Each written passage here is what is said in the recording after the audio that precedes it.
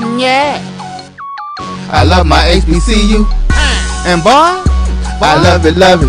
I love it, love it. I love my HBCU. And man, I hope my team they won one. Yeah. I hope my team they won one. Yeah. Man, I hope my team they won one. I hope my team they won one. Yeah. I tune into the HBCU Sports Lab to see if my team won or lost. If they lost, I'm quiet as a mouse. But if they won, keep tab. I'ma do the dab, yeah. Dr. Cavil, he know what he be talking about. Mike and Charles, they know what they be talking about. They compress the analytic data with the hip hop. If you know them like I know them, they gon' tell you if your team, if they won or lost, and who the ball. So listen to Professor, yes sir, and pay attention, cause he gonna teach a lesson. This is Dr. Cavil with Inside the HBCU Sports Lab with Mike Washington, Charles Bishop. Welcome to your weekly show of HBCU Sports Lab as we go inside the numbers, bringing you all the HBCU sports business. Welcome to episode 385, Inside the HBCU Sports Lab radio show and podcast. The show that's covering the sporting HBCU dash for all things HBCU sports, institutions large and small, from the NEIA to the NCAA. We share insights and information on HBCU sports culture, HBCU athletic aesthetics to facilitate the story of HBCU athletic programs in the business of HBCU sports.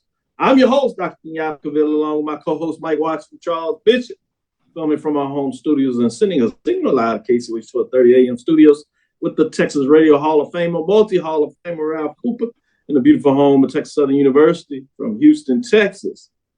Today's episode of Inside the HBCU Sports Lab is sponsored by THG Agency.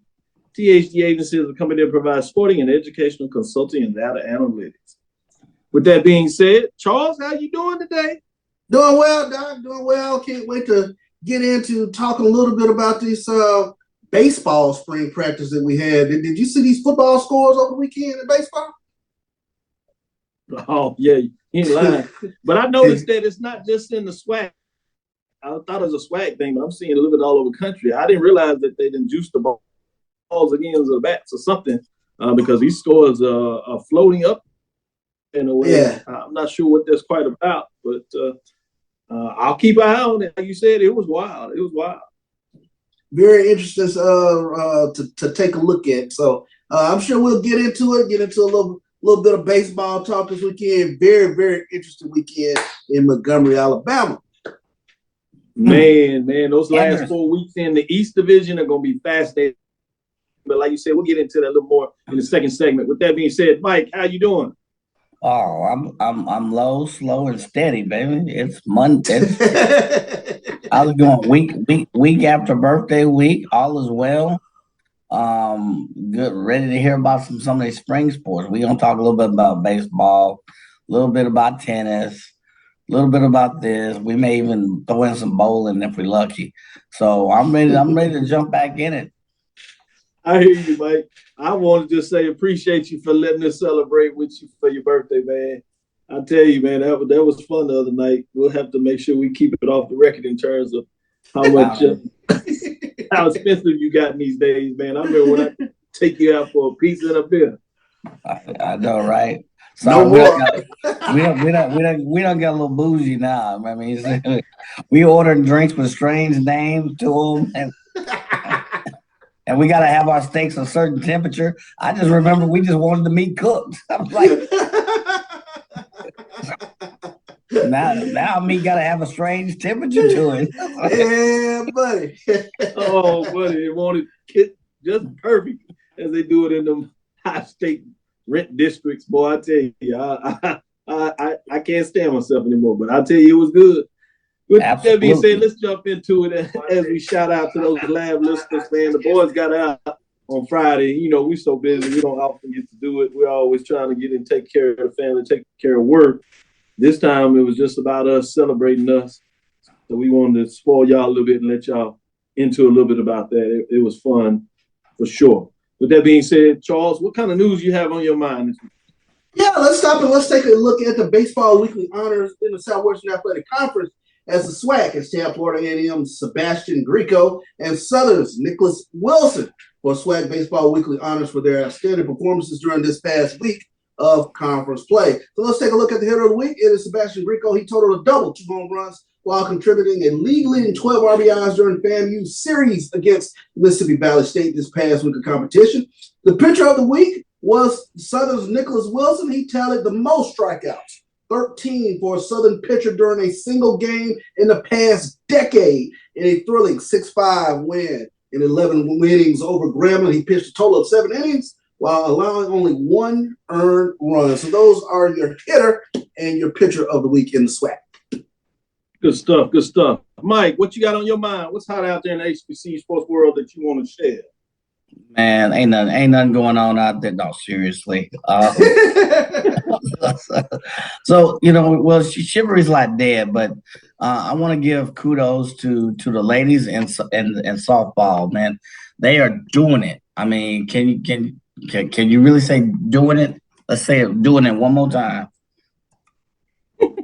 Okay, y'all ain't obliging me. So yeah, I didn't know you literally wanted to say it. I thought it was rhetorical. So since my man CB covered the baseball, let's talk about the ladies. Let's talk about softball. Durham, we're gonna talk about the Southwest Athletic Conference has tabbed Alabama State's Kendall Duramas and Bailey Greenlee for softball weekly honors for their outstanding performance. Who's in first place in the East in softball, by the way? Now, Alabama State. We'll talk about that later. The Ramas helped lead the Lady Hornets to a 3-1 victory, including a win over Georgia Tech.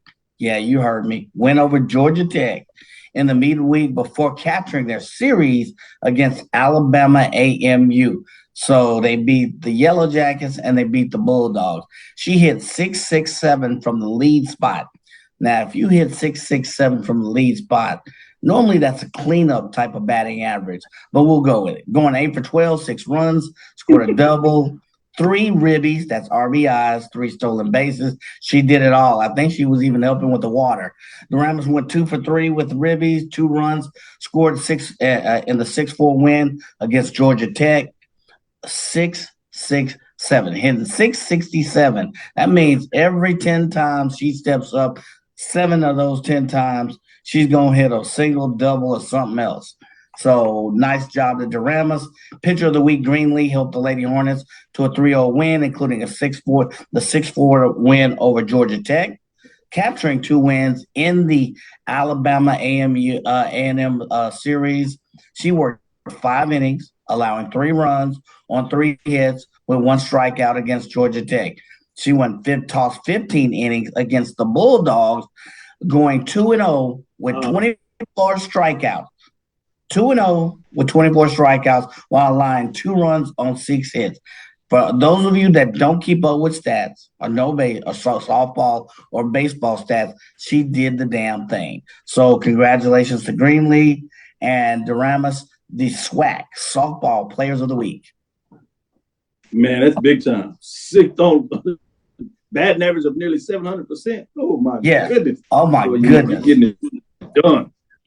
But that being said, I'm gonna go off and go in there and say, all the lab listeners. Lennon says, "Good evening, fellas. What's the deal with the Magic City Classic contract? It looks like some BS. I don't blame General Counsel of Alabama A&M for expressing her displeasure on behalf of the university. They need to have the games as a home and home." Great point. I think there are some people that would like to see it at home and home, but what I understood about the contract was not necessarily about having it home to home, even though some people would have some concerns in regards to could they get the same numbers, and if they got same numbers, could they put them in the facilities? Now, Prairie View did, and Texas Southern did something like that. Now, they weren't having 67,000 in the last 20 years. Before that, 25 years ago, they were having 45, 50, even 60,000. But it got down to where they were having 30, and they went to home. And while they have nice home crowds filling up 22-seat stadium in Houston and then the 15,000-seat stadium in Prairie View, they have lost that. But the contract dispute, what I can tell, is more about the years. The city of Birmingham wants to do a 4-year contract. Alabama State wants to do a 4-year contract and then signed off. Alabama A&M wants to do a 2-year contract. And they were feeling if they were rushed, they said they would just do a 1-year contract if it was getting into a problem in regards to them couldn't market on it. So it's interesting. I did read today that they did sign. Now, I haven't had a chance to see if they signed, and more likely if they signed this early, it's probably they went ahead and signed a 4-year. But I don't know if they signed just the 1 year or they signed a 2-year part of the contract, and both parties agreed just to do it for 2 years. I don't know. I have to get back with you on that information, but great points and great questions, Leonard. I wanted to get out there for public because a lot of people may have some thoughts on that in terms of what that looks like. But that's fascinating when you get in these classic. This is a partnership where you have both the universities sit on a council where they work with a event management team and the city to do the Magic City Classic. And so fascinating to see how that works out. That's unlike you see the State Fair Classic or the Sheridan Heritage Classic where you have a straight promoter that essentially just pays out money to the participating schools. And we've seen a little bit and got into those contracts based on Prairie View and Grambling, and then obviously with Southern Heritage, we saw that with Jackson State and Tennessee State. So it's fascinating when you want to get into a little bit of what it means to negotiate these contracts. When we talk about the business of sports, you see what it looks like and how tenuous it can be at times. With that being said, Charles, anything else you wanted to add in there before we get into our first break? Well, yeah, I did want to send kudos out to 2 tennis programs as Florida A&M. They defeated Jackson State to win the SWAC championship in tennis to claim the 2023 women's SWAC women's tennis championship. And also kudos goes out to Alabama State as they claim back-to-back titles in tennis as the Alabama State Hornets defeated Jackson State 4-0 on this past Sunday. So when we take a look at the Commissioner Cup standings, they're getting a little tighter. Jackson State in first place with 123.5 points. Alabama State now with 119 points in second place. Interesting. Yeah, it's fascinating. You're talking about those tracks that Alabama State gets it done. Obviously, basketball, Jackson State gets it done on the women's side. But when you talk about volleyball and now tennis, FAMU was getting in there and taking care of those points. But the thing is, although they didn't win the championship, Jackson State made it to the semifinals, so that's more points. Right. That you get for finishing second versus finishing lower than that. So it'll be interesting to see, as you said, on the women's side for sure, as things are tightening up, who will get it down the stretch. It looks like, obviously, the outdoor track and field is going to go a long way in determining what that looks like. So we'll keep our eyes on that as that gets coming up in a little bit. But did want to tease out when you talk about baseball, it looks like Ricky Burton is excited about the fact that Grambling went 2 out of 3 to Southern, and that was in Baton Rouge. Yeah. I mean, great weekend. That was in Baton Rouge. Top, get 2 out of 3 from your rival. And that means overall, they've taken 4 out of the 6. So they win the series. So big time when you look at that in terms of what's going on there. Let me go to you, Mike. Any other thing else that you wanted to share as we get into this? Yeah, I don't know if we had a chance to cover golf back last week, but just in case we didn't, congratulations again to Texas Southern's women. They claimed back-to-back SWAC titles. However, they were the coach of the year. Misha Levester from Prairie View A&M, low medalist Saddam Centenoa from Texas Southern, freshman low medalist Taia Katiurat from Alabama State. And then if you look on the all SWAC first team for golf, you have basically all Texas Southern and Prairie View A&M with Sadanam Ashley Hobbs from Texas Southern, Olivia Billups from Prairie View A&M, Taylor Harvey from Prairie View A&M, Emma Hasty from Bethune, the only one from the East on that all SWAC golf team. So congratulations to ladies golf. Didn't know if we caught that last week or not, but I wanted to give kudos to Texas Southern's women's golf for their back-to-back SWAC titles. But to the coach of the year, Misha LaVista from Prairie View A&M, second year, she's doing it.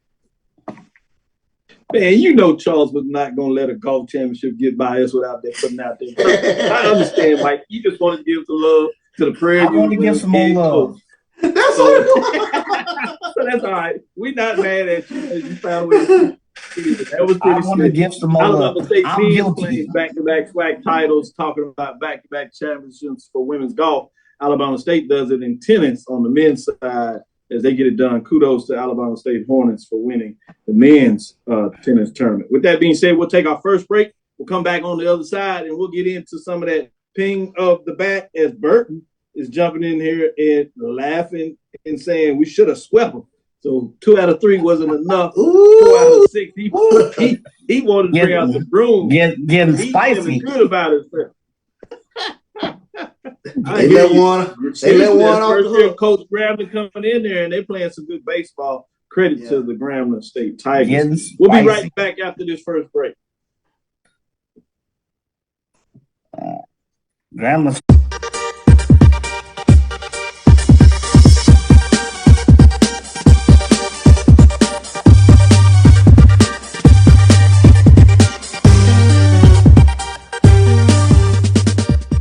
Charmin Ultra Soft has so much cushiony softness, it's hard for your family to remember they can use less. Sweet pillows of softness. This is soft. Holy Charmin. Oh, excuse me. Roll it back, everybody. Sorry. Charmin Ultra Soft is so cushiony soft, you'll want more, but it's so absorbent, you can use less, so it's always worth it. Now, what did we learn about using less? You gotta roll it back, everybody. We all go, why not enjoy the go with Charmin? Since 2002, Empowerment Resources, Inc., a nonprofit organization, has empowered more than 1,500 youth and adults in Duval and surrounding counties through its programs Journey into Womanhood, Girls Mentoring, Life Skills for Teens, and parenting education coaching. To get involved with programs, volunteer, or donate, visit www.empowermentresourcesinc.org. Follow us on social media, facebook.com/empowerment.resources and instagram.com/empowermentjax. T. Madden and Associates is a sophisticated and experienced law firm located in your neighborhood. We're turning injury to cash. T. Madden and Associates obtained almost $2 million for my injury. They turned my injury to cash. Now, we can't guarantee how much your injury is worth, but we've recovered millions for our clients.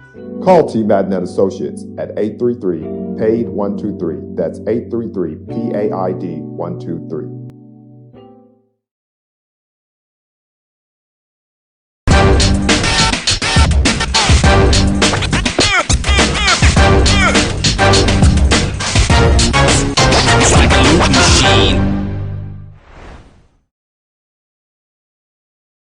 Press the analytic data with your hip hop. If you know them like I know them, they gon' tell you if your team, if they wanna loud and who the ball.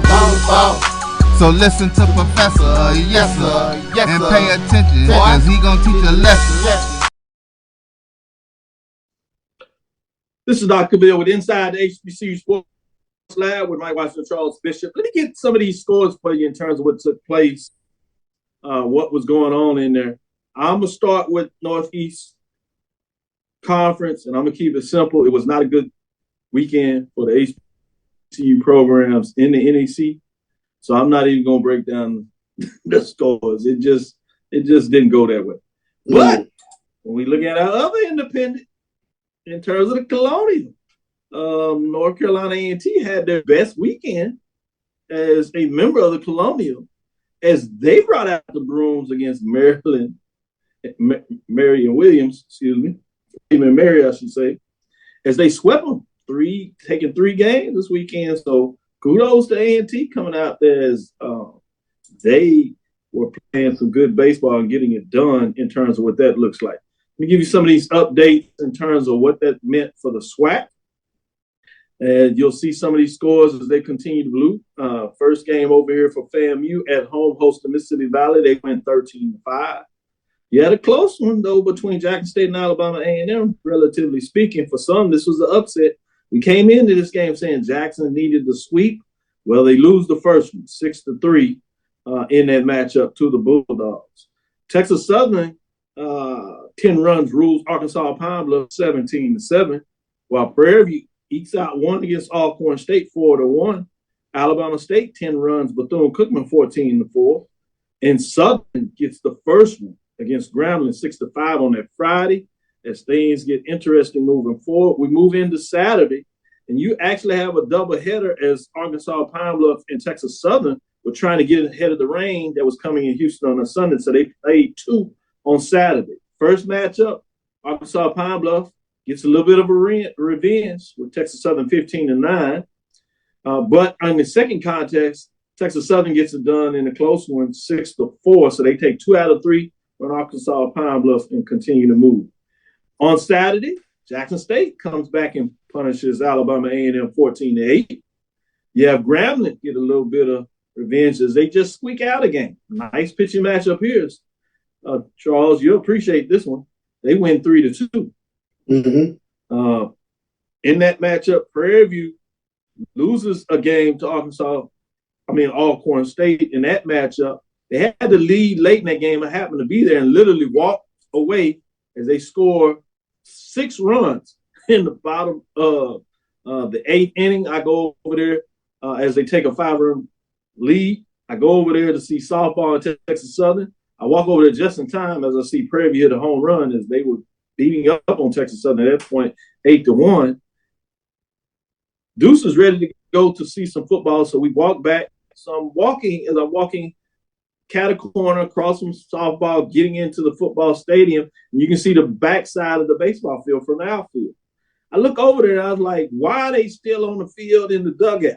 I was like, I look up at the scoreboard, it's 2 outs. They got a Prairie View still has a slight 2-run lead. They get a ball hit to the shortstop as I'm watching and pause for a minute. We get in there and Deuce is all into it. Now he said, what happened? I said, man, they still playing. 2 outs, they couldn't get out the inning. I said, they got wow. First, second, and third. So the guy hits the shortstop, doesn't put enough in the ball. Short hands it. The first baseman can't dig it out. 2-run score. And they set up, obviously, to tie the game. At the next bat as they hit it to left field. The guy, right field, I should say, guy tries to make a diving play, hits at the bottom base of his glove, but bounces right out the glove. All the Braves tied up 9-9. It goes to extra inning. Then they really do it to them. They come back next inning and they put up five spot as Prairie View can only answer with 1, so they lose that one. FAMU dominates Valley, putting up 16 runs, but Valley does fight, putting up 12. And then you have one where Alabama State comes from behind after giving up 8 runs in the first inning. They get a 7th inning themselves, and then they come back later in the game and get 2 runs to win 14-13, giving you some indication of what Charles was talking about, some of these big run scores. To close it out on Sunday, you have Alabama State that sweeps Bethune-Cookman, which was wild to me. It was hard to believe. It was a close one as they come from behind to get this one as well, 6-5. Grambling takes 2 out of 3 over Southern, winning 13-6 as they pound them. Prairie View gets a little payback to take 2 out of 3 from the Braves, pounding them 20-10. Another one of those football scores, as we should say. FAMU pounds Valley 11-4, and then Jackson State takes 2 out of 3 after FAMU sweeps Valley. I should note Alabama A&M loses to Jackson State. That's 15-7 as Jackson State gets the last 2 games, winning 2 out of 3. Let me go to you, Mike. What are your thoughts in terms of what's taking place in the SWAC as things are getting interesting as you look at who leads in the conference? It's going to be fascinating going down the stretch. Oh, the one that catches my eye is Alabama State now. Now really, to be honest, they're starting to step. They started 2 weeks ago, this little motion, and we talked about their pitching, and now their bats are stepping up, and now they're 15-3. Of course, FAMU is 15-3 as well, but I think you see Alabama State is going to start pulling away from the rest of the crowd with maybe 1 or 2 others following close behind In the West, it's a dead man's race. It could be Grambling, it could be Prairie View. You still have Texas Southern in the middle. What the other thing that gets me is this ground pound football scores. I don't know if that's a faction of bats coming to the fray or pitching arms, lack of pitching or pitching arms getting tired. You don't know which one that is. So I think it's interesting. I think it will reveal itself in the next 3, 4, 5 games. Most teams have about 8 or 9 games until the end of the season. So you wonder how teams are going to match those arms and you're going to see some batting averages jump up and you're going to see some jump down. So we'll see. Good stuff. Good stuff. Charles, what were your thoughts in terms of this weekend? What stood out to you? What stood out to me, let's go back to Friday night and go back to Alabama State and Bethune-Cookman. You had two of the better pitchers in the league pitching in that game. Omar Melendez for Alabama State was pitching against Nolan Santos for Bethune-Cookman. And very interesting, Alabama State jumped all over Nolan Santos. Nolan Santos, he has a 3.86 ERA coming into that game. And I tell you what, he leads the SWAC in strikeouts as well. Alabama State was able to jump all over him. He had gave up 8 runs in that game. Alabama State had 4 home runs in that game. So very significant psychologically when you talk about 2 aces going against each other. And Omar Melendez was able to get the better of the pitching on that Friday night, 14-4 win for Alabama State. Alabama State with the sweep of Bethune-Cookman. That's what really stands out to me because when you take a look at it, with their first matchup, Bethune-Cookman took 2 of 3 from Alabama State. So turnabout was fair play in Montgomery this weekend. So huge weekend, especially taking a look at the aces whenever they pitch. So I'm very tuned in on Friday night, especially when you see names like Omar Melendez from Alabama State, Abraham DeLeon from Texas Southern, Dominic Martinez from Texas Southern, Sebastian Colon. He got picked up a win and a save this weekend for Alabama State, who's the number 4 pitcher in the SWAC. And then you have Nolan Santos rounding out the top 5 pitcher for Bethune-Cookman. So to have that type of pitching going against Friday and Alabama State to really come out on top like they did, that raised an eyebrow for me. Oh, good stuff. Good stuff. Before we get into this break, I want to get some updates. I'm getting hot updates. As I said earlier, in terms of the Magic City contract was signed. It was signed into 2026. So it looks like that's a 3-year extension when you look at 2023. Unless you're talking about it from 2022, I guess then that's 4 years. So they agreed on that. Financial is my understanding both schools receive $500K, just $500,000, pretty significant. I think it's about $150,000 raise from what they were receiving previously. So good negotiation from that perspective. Great payout. You know, that's more than what you get traditionally playing these FBS programs. Unless you're playing really some of the bigger Power 5s, you might get a little higher than that. But average in terms of FBS, you're above that Mendoza line. So that's pretty big when you talk about that. So fascinating in terms of what that looks like. Let me sneak this in here just to get your thoughts on this before we move into that break, since I brought it up again. Any thoughts in terms of at least the number there, the $500,000 for each school, starting with you, Mike? Any thoughts in terms of that number, if it is correct? Obviously, the source is Mo, who obviously covers that area. So I believe that that's pretty relatively correct in terms of reliable in terms of that number. Yeah. So I guess I'd have to ask what are some of the other terms, because this is a big venue. So 500,000 to both teams guaranteed, compared to, what's normal. I don't know. I know they do the marketing. Like I said previously, I think they were getting in the last deal like 350 of schools. Part of that is straight payout. Some of that is in scholarships. But they do pretty much all the marketing. They get the facility there for relatively no cost. I think maybe almost like basically $1. That includes some of the policing of the area, obviously tailgating. It doesn't, at least in terms of the last contract, it didn't include the money made from parking or the money made from the concession stands. That's the part I'm getting. So most schools get that. Some of the responsibilities are taken over by another agency, almost like turnkey, where you have them taking over security, some of the other. Oh yeah, they do it all. It's nothing at the end, and they just show up essentially. They're able to sell some tickets directly, but other than that, yeah, they just show up. And you get I mean, there's some events that they have to be at and stuff of that nature, but absolutely. Of that, yeah. I say I'm starting to raise my hand, and I'm very intrigued if those are the keys to it. If you have someone come in, can take some of the ancillary services off the hands of the responsibilities off the school from a contractual basis, and I got to show up, play the game, and I got to show up to maybe a few pregame events, then that's advantageous. It looks like it's advantageous to me to both universities. So good stuff. Charles, what are your thoughts? I'm curious about the leveraging aspect in terms of who had leverage in terms of negotiations. Magic City Classic, when you talk about playing it in this venue in Birmingham, and over 65,000 people coming to Birmingham for this event that's more than a game. Was there really leverage in terms of making it a home and home? So I guess I was. Yeah, I think in some cases you could use the leverage of making it home and home, because although you are not going to get the same amount of people, remember you playing there, you splitting it every year. Yeah. Right. You play it at home.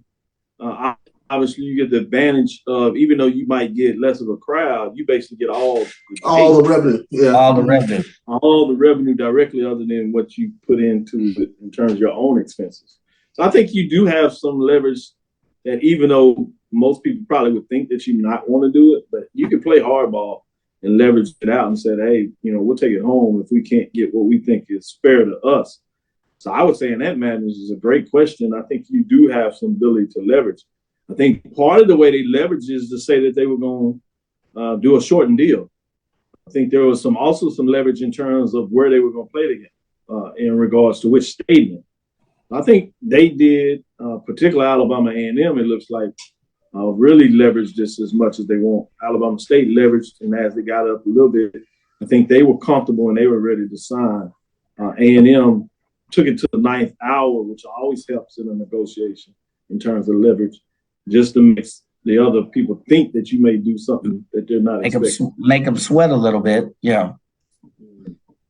So great question when you ask that in terms of the leverage, but that's why I would say they do have some leverage. Let's jump back, take our second break, come back on the other side. We'll talk about the matchups coming up this weekend, give you some updates of the standings and see what you think as things get going. I also want to talk a little bit about the scheduling.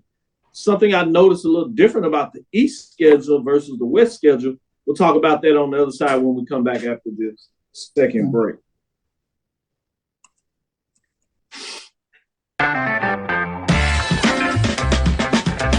Your ad could be ran here. MyJBN.com/support. MyJBN.com/support for more information.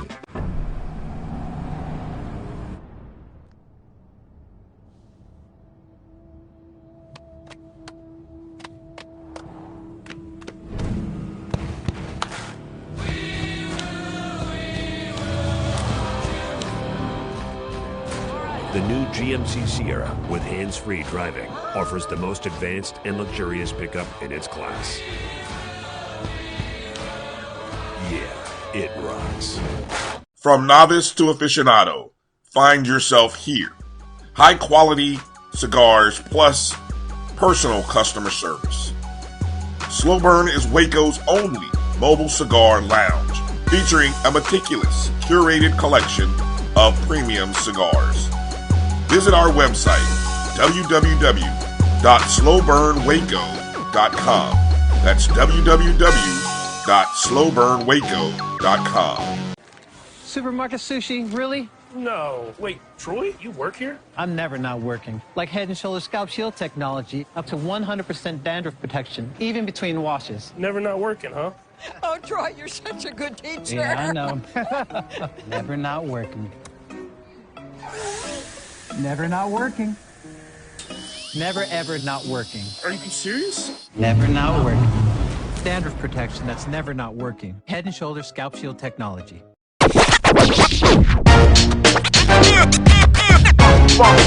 It's like a loop machine. All around town, people trying to get down.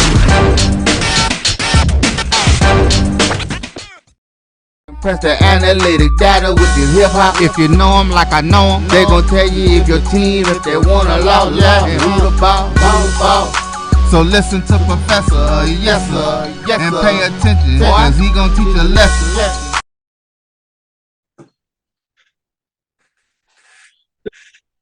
Dr. Cavil with Inside the HBCU Sports Lab. I want to give a little bit of update before we get back into baseball and talk about what's going on this week. I would be remiss if I didn't show a little love to the women in terms of softball. Things continue to go well. I know you talked a little about Alabama State and Bethune-Cookman in terms of just how close that race is, as well as Alabama A&M when you talk about Alabama State leading the East Division 14-7, winning 2 straight games. Bethune-Cookman is a game behind in the loss column, as well as in the win column, sitting at 13-8. And you have Alabama A&M tied with Bethune-Cookman with 8 losses, but behind them in terms of a win. A&M has lost 2 straight, which puts FAMU back in the hunt at 11-9. They also have lost 2 straight.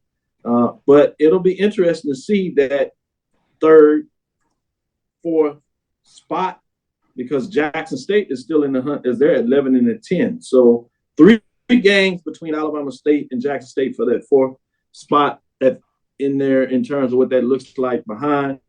The West is locked up as Prairie View is sitting at 19-1. They won 2 straight games as they continue to play masterful softball, getting it done against Texas Southern. One of the games were rained out, but they did get 2 of them in there. Grambling is behind them at 13-7, and then you have Texas Southern and Alcorn tied at 9-11. And just outside of that is Southern at 8-13 in terms of trying to get their top spot as the top 4 teams in each division goes. It's fascinating. You got a couple of weeks left as you start getting prepared as the softball tournament is right in front of us with not too much left. As you go on in there, you actually have one more series for everybody involved. For Prairie View, they go to Southern to close it out. So it's a tough one that Southern has to do is they're trying to get in. That's a tough road to handle. At least they can say they have it at home. If they can get it done, they'll be playing some good softball going into the tournament. I'm fascinated to see what that looks like in terms of the end of the season race for softball as you crank it up there. In terms of Alabama State, what they have left closing it out, they travel to Mississippi Valley. They're sitting in last spot in the conference, so they have a chance to hold on and clinch the East Division. A sweep would assure them. Anything less puts it in play with Bethune-Cookman as they go to Huntsville at Alabama A&M, which is a tough series in terms of what it looks like there. So I'm fascinated to see what that looks like a little bit on softball. When you talk about the MEAC, Morgan State continues to play some good baseball. You're coming into that race in a lot of ways. But before I say something about that, any thoughts from you, Charles, in terms of softball after I just broke down in terms of those races as things close up this last weekend for the SWAC before they get ready for the tournament? Yeah, before they get ready for the tournament. But to me, when you kind of just take a look at it, especially Prairie View 19-1 in conference play, they have just separated themselves in terms of being one of the top programs in softball. So it'll be very interesting to see what Prairie View does over there in the West and Alabama State, whether they can continue their forward momentum over there in SWAC East. Mike, what are your thoughts in terms of softball? Obviously, your Prairie View Panthers, Lady Panthers, playing really well. Anything stands out besides what they're getting done in terms of softball for the SWAC? No, the team effort. I like the way they're pitching. Their overall team pitching ERA has moved up. They started like number 6 or 7 in the SWAC. Now they've moved up to number 3. So that's as much as possible. That's growth. And they pretty much we kind of glossed over it But I like my man in the chat, Mr. Silas, PV. They clinched the West. I think we should acknowledge that. And then Alabama State, they got it easy. They got Valley. Valley's like 1 in a million. So we're talking about if they win. Don't give me this. Every now and then, Valley comes up with a win. This is Alabama State. They got Valley for 3 in a row. They go 2 to 3. It's a simple match. Bethune has the matchup. So man, we're talking about football and softball. No, we talking baseball. about softball. Valley has a chance. Now you want to get into softball.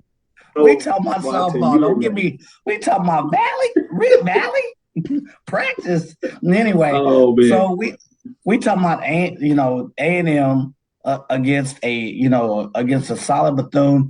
That is going to be your telltale matchup to me, right there. See who does it. How can Bethune do it? They're leading the league in hitting, but you got to say Alabama A&M is right there. This is in Huntsville, so they got to do it on the road. So to me, that's a telltale sign of how all 3 or 4 top teams, the 2 in the West, 2 in the East, are going to look going into the playoffs.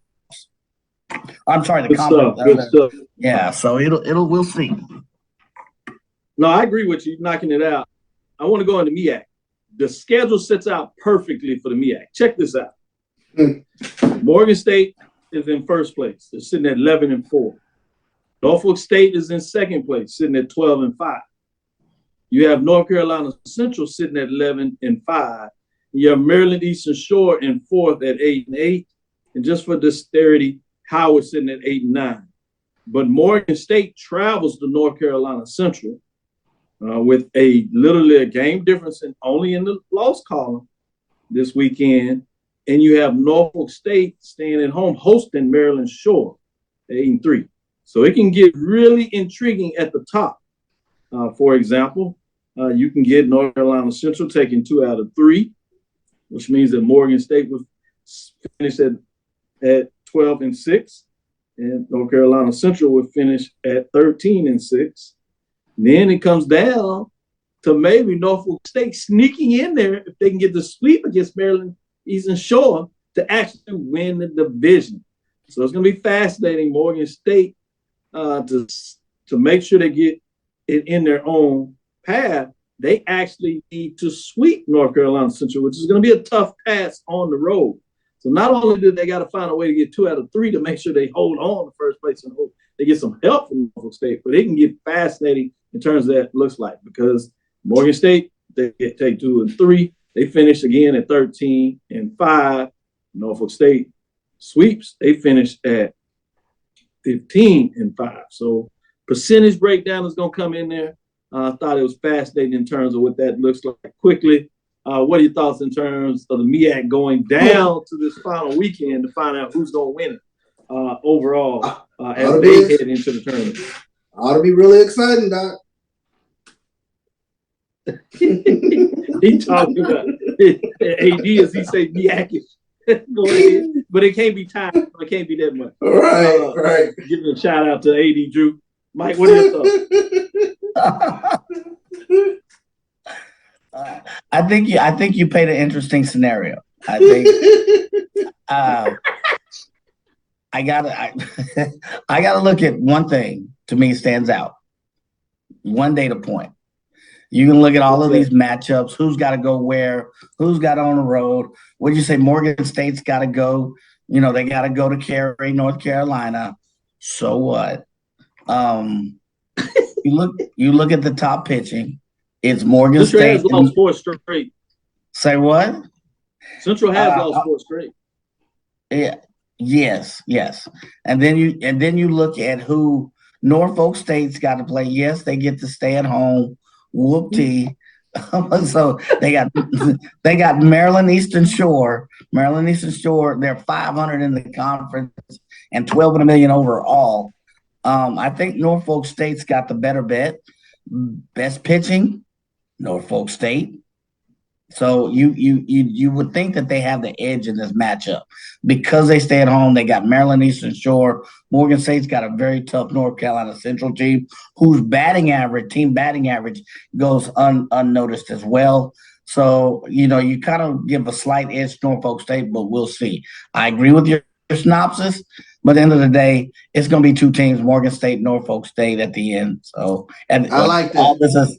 All this is null and void. This sounds like a Batman setup. Will Morgan State come and beat them? Will Norfolk State come in? We'll see. Tune in next week. It's going to be Morgan State, Norfolk State at the end. I defer to my colleague from Prairie View. I like that. Last thing I'll say in this segment before we go to our final segment and talk about the baseball matches for this final week, as Charles has tapped out a little bit. Let me give you your top 5 here in terms of the BCSN from this past weekend. Wait a minute, who did this one?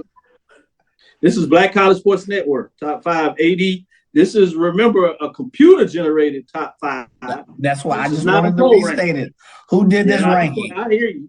I'm going to give you top 5. There are some teams in the hunt, but I'm giving you top 5. Number 5 is Grambling State. Remember, they're sitting in the second place in the Western Division behind Prairie View. Grambling State sits in the 5th spot, 27-16-1, 12-6 in the conference race, 55.03 points. They were in the hunt last week, so they jump in the top 5. At number 4, Alabama State, 25-19, 13 and 756.43 points. As they're at the top of the East Division, they move up a spot. At number 3, just talk a little bit about it. Norfolk State sitting at 22-17, 12-5, 58.76 points. They stay at number 3. You'll hear the similar refrain as we go to number 2, which is Morgan State. And I gave you a little hint in terms of what they have to do in their final weekend. Got your thoughts on that? They're at 22-19. Conference race is 11-4, as we said. 59.61. They remain in 2 spot at number 1. As you know, Prairie View A&M is 23-16, 19-1, 69.23 points. Remain at the first spot as they get it done in terms of this weekend. Let's go into our last break. We'll be right back on the other side. Tell you about these matchups. Again, I got a little tease. I'm interested in what FAMU has to do to close out the season. They have an intriguing schedule when you look at what goes on in the East compared to the West. I have to do a little more research on the back to see, was this the coaches that set this up? I love it if that was the case. Or was this the conference that did that? I can't believe it's the conference because they tend to do what we've always seen, where you have half of your games played in one direction, first half of the season, and then it flips. That is not the case for the Eastern Division. But that said, stick with us. After this break, we'll come back on the other side, give you our last segment, and then we'll give it a close. Stick with us. We'll be right back after this break. Thank you guys for what you do for HBCU athletics. This is a fantastic avenue for all of us. This is our ESPN, so we love what you guys do. Brian, AD, Roy, all you guys at BCSN. We really appreciate what it is that you guys do for us.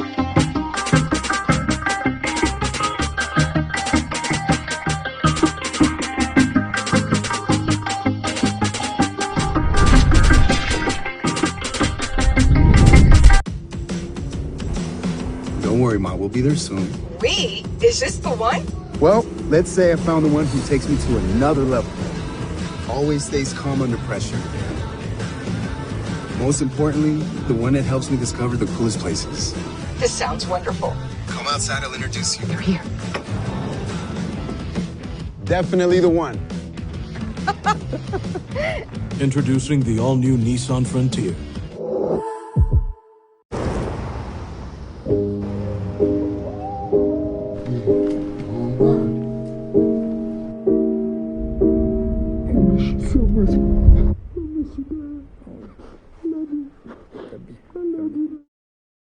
At CDW, we get speed as the new currency of success. Our team spends way too much time tending to outdated applications and software when they should be focused on driving application agility and innovation. CDW Amplify Development Services modernizes software and application development to help accelerate innovation and digital transformation. So you mean building new applications, UI, and mobile interfaces? Well, you said you needed to innovate more quickly.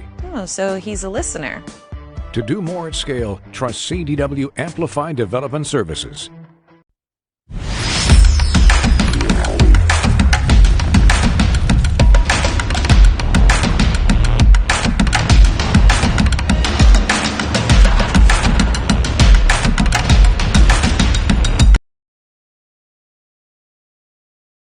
Press the analytic data with the hip hop. If you know them like I know them, they gon' tell you if your team, if they wanna law, and who the ball.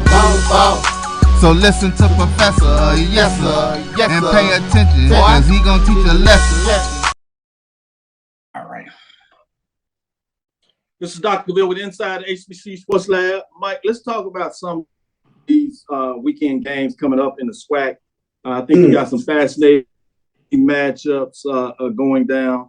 But one of the things that was interesting in me, for me, I should say, was FAMU, as they play late into the second part of the season, as I was teasing in terms of those matchups. So we'll get a little talk. We'll do that. But before I do that, let me start out this segment with giving you the top 5 this week for Black College Sports Network in terms of the computer ranking. Sitting at number 5 is Texas Southern. Texas Southern 24-15, 10-6. They took 2 out of 3 from Pine Bluff, as we talked about earlier in the show, 52.67. They sit and remain at number 5. At number 4, you got Grambling State, 18-20, 13-4, sitting at the top of the Western Division, 55.9 points. They took 2 out of 3 from Southern on the road, but they remain at number 4. We got a new number 1 this week, as previous number 1, Bethune-Cookman, actually falls. Bethune-Cookman falls to 20-18, 11-5, 59-40. After they were riding sky high, they come into Montgomery, play some very competitive games, but they can't get even one of them. So they have lost 3 straight in terms of conference race there. Tough weekend for the Wildcats. It'll be interesting to see how they close out the season, but they fall from number 1 as they're number 3. Bringing us to number 2, FAMU, Florida A&M, 21-18, 15-3. They sweep Mississippi Valley, 64.46. They move up a spot from number 3. Bringing us to do number 1, to surprise you based at what we talked about all show. Alabama State is number 1, 27-14, 15-3, 69.04 points. Moving up from the 2 spot to number 1, they get it done. They're number 1 in the rankings. Mike, do you agree with BCSN, Black College Sports Network's rankings? No. Did you say Texas Southern is in the top 5? Yeah, they're number 5. And they are number 3, not 1, not number 2, but number 3 in the West, and Prairie View is not in there. What kind of funny Prairie View, I wasn't gonna give them the hunt, but since you brought it up, Prairie View is 2 slots out. They would be essentially number 7. They are in the hunt, 16-23, 12-5. In the hunt, they're 12-5 in the conference, and Texas Southern is 10-6. That means they won 2 more games. I agree with Alabama State. They've climbed. I think they should be number 1. I agree that Bethune should have fallen. I agree with all that. I don't know about this Texas Southern thing. We got to talk. I don't know what is that algorithm. Now remember, this does incorporate your non-conference schedule. So Texas Southern has played maybe a stronger non-conference schedule than Prairie View. Maybe that's part of it. You also got to consider that the second part of the series not played. You had Texas Southern taking 2 out of 3 from Prairie View from the first 3 matchups. That was in Houston, so maybe that's part of it. But great points made by Mike. Mike thinks Prairie View should be in top 5. Texas Southern in the hunt out. Charles, what are your thoughts? I like where Mike is going on that. Prairie View sitting, 1-2 right behind Grambling brings up an intriguing matchup this weekend as Prairie View goes to Grambling. So that should be a really fun series. All eyes for me this weekend, Dr. Phil, are going to be, of course, this is the first matchup between Alabama State and Florida A&M. Florida A&M going to Montgomery. And as you mentioned, Alabama State, they closed things out in Tallahassee on the back end of the season. But very intriguing matchup as Florida A&M was the beneficiary of Alabama State sweeping Bethune-Cookman last week. So now we get this matchup. And again, I look to Friday night as the Aces go against each other as we get an opportunity to see Omar Melendez, 8 wins on the season, going up against probably Caleb Granger, I would imagine, who is second in the SWAC in terms of wins. He has 7 wins. So and then you have another pitcher for Florida A&M, Hunter Beeks, who I think is a pretty good pitcher in the SWAC as well. And then you'll have on the back end for Alabama State, you have Sebastian Collion, who is one of the top relievers in the SWAC. He has 3 saves in the SWAC, I believe, the top pitcher in terms of saves, and SWAC has 5. So pretty good pitching matchups this weekend, especially with Alabama State and Florida A&M. But again, it's these Alabama State hot bats going up against pitching that isn't quite theirs. I believe Florida A&M is 6th or 7th in the conference in terms of pitching.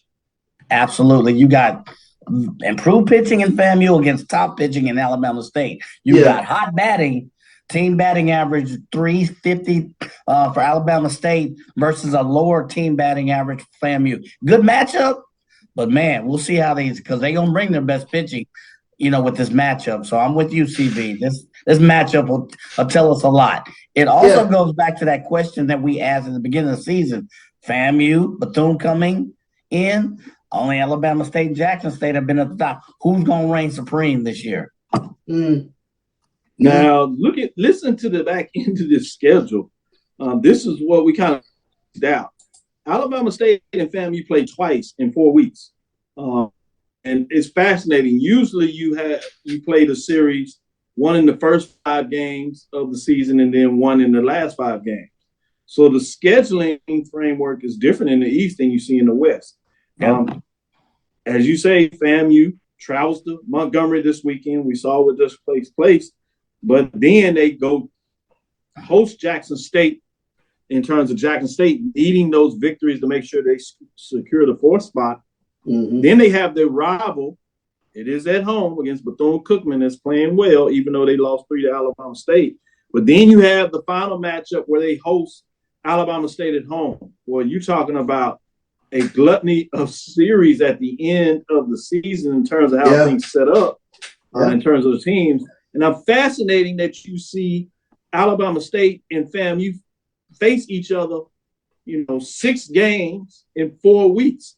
Fascinating how that matches up. And I'm sure this was purposeful. I'm curious to who set it up. I think it was the coaches. And if you want the actions and everything to be really purposeful, you can't beat this in terms of preparing yourself for the tournament and getting ready for the matchup. And just to have the interest of fans like us, particularly with this, what we do to talk about it, it gives us something really to get into baseball to talk about it. So I'm fascinated with that.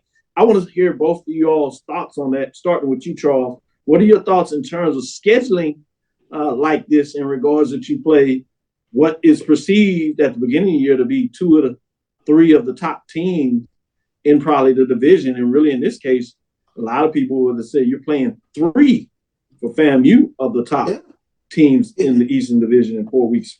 I mean, if you're a baseball fan, you love these matchups down the stretch, especially with regards to some of these teams. And what I'm going to be really, really curious about is the momentum from the series going into the SWAC tournament. To see who carries that momentum, whether there's some late inning magic. And it's just funny. You just never know how those demons kind of play out once you get to the SWAC tournament. And so it's very fascinating once you start taking a look at these matchups toward the back end of the season and who carries that momentum into the SWAC tournament, because you never know an error that happened 2 weeks ago, whether that's playing into your head in the SWAC tournament. So it'll be very interesting to see how this plays out. So very true. Mike, what are your thoughts on the scheduling framework that we just broke down? I think it's very unique. I think it brings parity, but I also want to see how they arrange their pitching rotations, because you got very competitive teams. You want to get a win, whereas in the West, if you're playing, a lesser team, you may have a little bit more control to rest some of your better pitchers. You don't have as much now. And then from here, you're going to springboard into, the tournament. I'd be interested to see how that works. It's really going to test the depth of your pitching depth.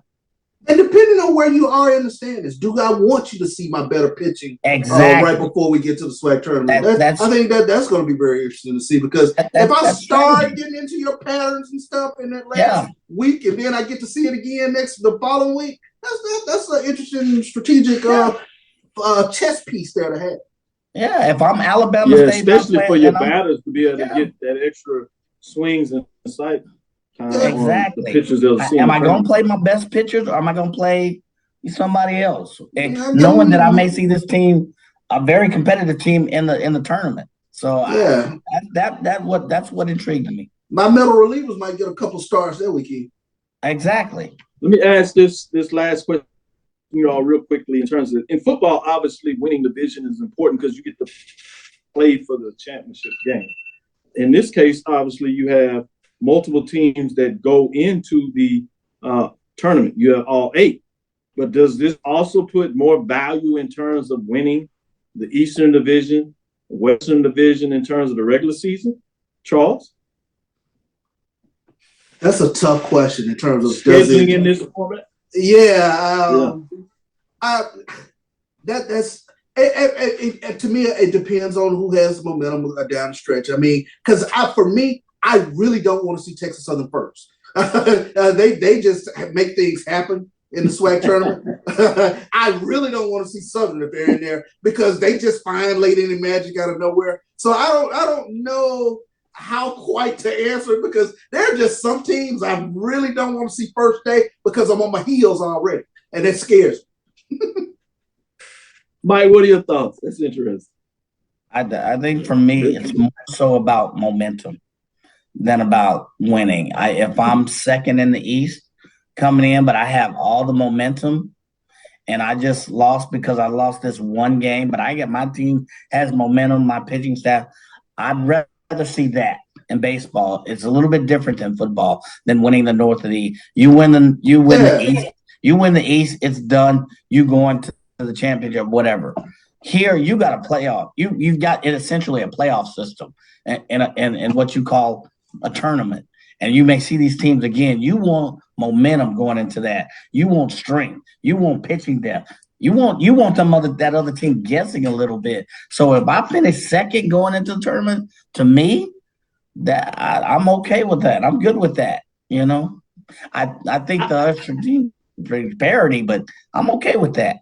I think strategically what you said is right on point. But something tells me about these coaches after interviewing me, hearing them a couple of times, they're extremely competitive. I think they like the idea of winning their division, coming into that number 1 seed.